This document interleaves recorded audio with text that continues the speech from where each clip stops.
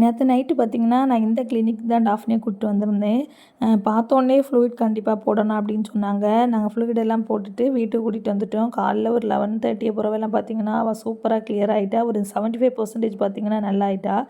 இன்றைக்கி ரிவ்யூ ஒர்க்காக கூட்டிகிட்டு வாங்கன்னு சொன்னாங்க. அதனால் கூட்டிகிட்டு போயிருந்தோம். போகும்போது சேஷாவையும் கூட்டிகிட்டு போனோம்.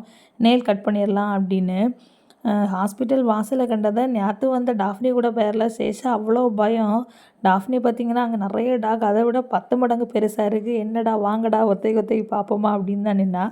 ஃபஸ்ட்டு நாங்கள் வந்து சேஷாவுக்கு நெயில் கட் பண்ணிவிட்டு அதுக்கப்புறமா தான் டாக்டர் வந்து டாஃப்னியை பார்த்தாங்க. பார்த்துட்டு சொன்னாங்க, நல்லா இருக்கா, இனி ஒரு பிரச்சனையும் இல்லை, மெடிசின் மட்டும் ஒரு 3 or 4 days கண்டினியூ பண்ணுங்க அப்படின்னு சொன்னாங்க. அதுக்கப்புறம் ஒரு வந்து காமிங்கன்னு அப்படியே வீட்டுக்கு கிளம்பியாச்சு. சேஷா பார்த்திங்கன்னா நெயில் கட் பண்ணச்சில் என்ன பயத்தில் இருந்தாலோ அதே பயத்தில் தான் இருந்தா. டாஃப்னி பார்த்திங்கன்னா என்னையா பயமா அப்படின்னா என்னங்கிற மாதிரி ஒரே ஜாலி தான். வீட்டுக்கு வந்தோடனே ஃபுட்டு தான் வச்சேன். சேஷா அந்த பயத்துலேயே தான் இருந்தா, சாப்பிடவே இல்லை. டாஃப்னி பார்த்திங்கன்னா யாருக்கு என்ன ஆனால் என்ன, எனக்கு வேலை நடக்கும் அப்படின்னு துருன்னு பழையபடி மாறிட்டா.